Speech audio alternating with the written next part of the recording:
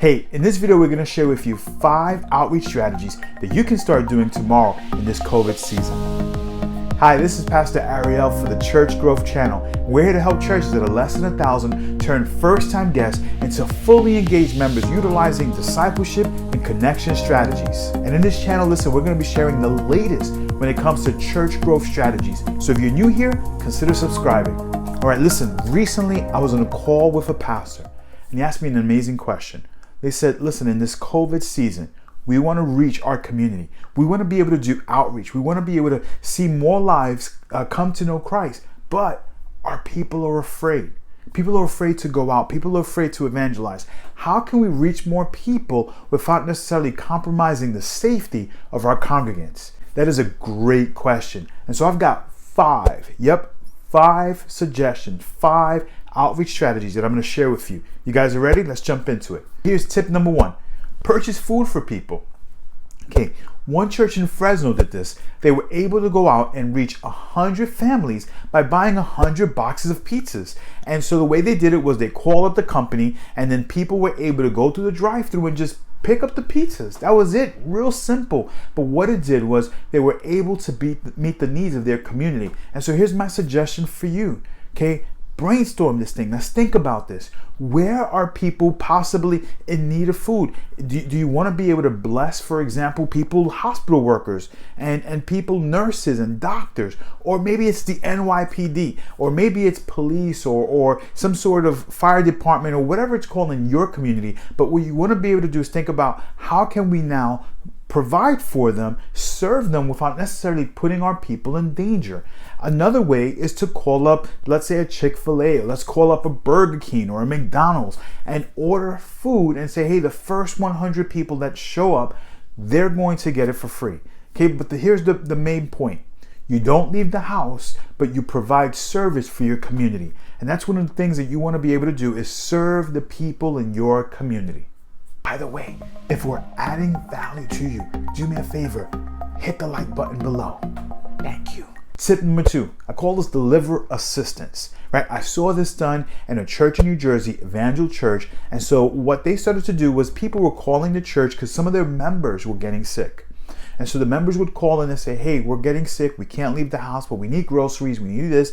We need that. And so they decided, hey, we're going to take some of these resources, put them in boxes. We're going to add to it spiritual resources, maybe some books, Bibles, resources like that are going to help give them some hope in this season. They're going to actually package together in boxes, get some of their members to go and deliver it, and just drop it on the doorstep. And so now there's no contact, so you're still safe, and yet you're still meeting the needs of people. And they turned around and they created an entire website for this called boxesofhope.com. And now you as a church are able to go onto this website, and if you want, you can sign up, and now people in your community can do a search, and you would come up on that website as a church that's able to help meet their needs.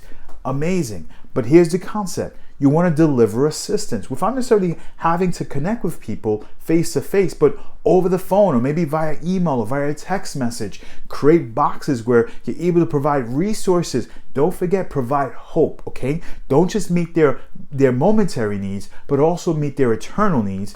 Drop it off in front of a doorstep or say, hey, we're going to drop it off in this location. You can step out and pick it up from there. And that way you're meeting the needs of your community.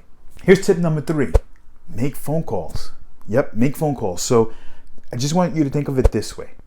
Imagine you go through your mailing list, right? Your email list or your membership, church management membership system, and you start to look through who are people who visited our church the last 4 to 5 years.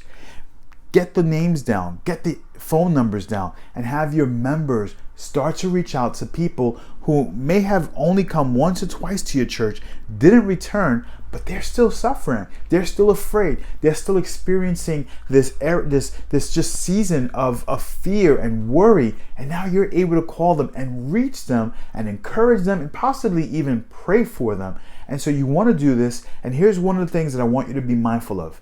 In this season where everything has kind of gone online, what's happening is Pastors and maybe a select few are doing the ministry, but you've got members who are sitting at home who are not serving because what they're doing is they're watching the service, but they're not necessarily serving, right? They're called a royal priesthood, but they're not stepping out. Here's an opportunity to get them to jump on a phone call so that they're serving and they're also serving your community.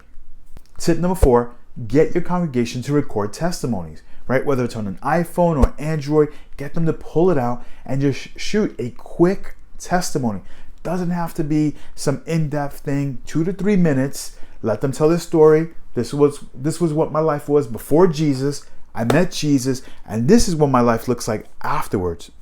Take those stories, put them on social media, send them out via email. Here's the point. Get testimonies of hope and send it out to people so people on social media, via email, friends, family, whoever it is, can begin to experience hope by hearing these stories. And here's the most important part. After the story is over, have just a slide that says, join us this Sunday at whatever your service time is, and include the link for how they can watch your online service. So we've got the testimony, but we're also giving them a next step, an opportunity for them to actually connect with your church. Tip number 5, send out postcards. Okay, love this idea. I encountered this website where what you're able to do is upload the design, and then you can also upload your address, and then they'll mail it out on your behalf. Right? They'll mail it out. I believe it's $1 per postcard, but they'll mail it out for you. So all you've got to do is get a list of some of the local people, right? Maybe get the addresses of the people in the zip code and send them a postcard that's encouraging them to watch the service, but also encouraging them in this season of fear. If they want to somehow get a phone call from you, or get an email out, or however point, maybe a text message from you, they can then, utilizing that postcard, you can include the link, you can include whatever information, contact information you want to have, but it's a way for you to reach out to your community utilizing kind of like what we call snail mail. Well, snail mail is in again. So make sure that you utilize this so you can reach your community. Awesome. So those were the 5 tips. Question of the day. How are you reaching your community? Right? I gave you 5 suggestions, but you may have your own. I'd love to hear back from you. So in the comment section below, do me a favor, enter some comments. Let us know how you're reaching out to your community so we can learn from one another. All right, that's it for now. See you in our next video. Bye.